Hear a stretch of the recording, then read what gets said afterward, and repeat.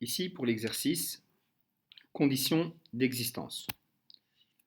Je vais commencer par celui-ci. Donc pour lui, on a un dénominateur. Donc il faut écrire que le dénominateur doit être différent de 0. Donc ici, ce que j'ai fait, je n'ai encore rien résolu. J'ai juste donné la condition d'existence. Maintenant, je vais résoudre, c'est indifférent de 0. Je vais résoudre cette équation. Donc pour ça, je vois que tout est déjà factorisé. Donc x doit être différent de 0 et x plus 2 doit être différent de 0. X différent de 0, c'est directement x différent de 0. Et ici, x différent de moins 2. Donc mon domaine, cette fois-ci ce n'est pas une solution, c'est un domaine. Mon domaine, je peux accepter tous les nombres, sauf moins 2 et 2. Alors, pour l'exercice qui est ici, racine carrée de x au carré moins 8x plus 24 sur 4 moins x au carré, de nouveau, je vais donner la condition d'existence. Donc je vais écrire x au carré moins 8x plus 24 divisé par 4 moins x au carré doit être plus grand ou égal à 0. Mais mon dénominateur ne peut pas être égal à 0. Donc 4 moins x au carré doit être différent de 0. Une fois que c'est fait, je vais faire le tableau de signes qui est de ma fonction. Et donc pour ça, je vais faire x au carré moins 8x plus 24 est égal à 0. Et 4 moins x au carré est égal à 0, ou différent de 0. Donc pour le premier, au numérateur, j'ai une fonction du second degré.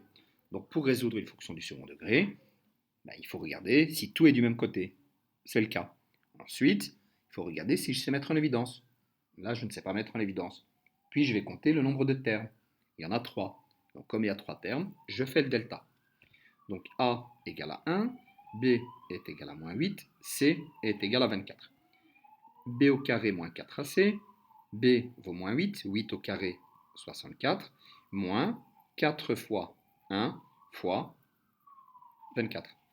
4 fois 1 fois 24, ça fait 96. 64 moins 96 nous donne un delta qui est plus petit que 0. Donc si le delta est plus petit que 0, ça signifie que 4 moins 8x plus 24 ne peut pas être égal à 0. Donc, il n'a pas de racine. Donc, s'il n'a pas de racine, ça veut dire que son tableau de signes, ça sera toujours plus. Alors, pour 4 moins x au carré, c'est une fonction du second degré. Donc, si c'est une fonction du second degré, il faut regarder si tout est du même côté.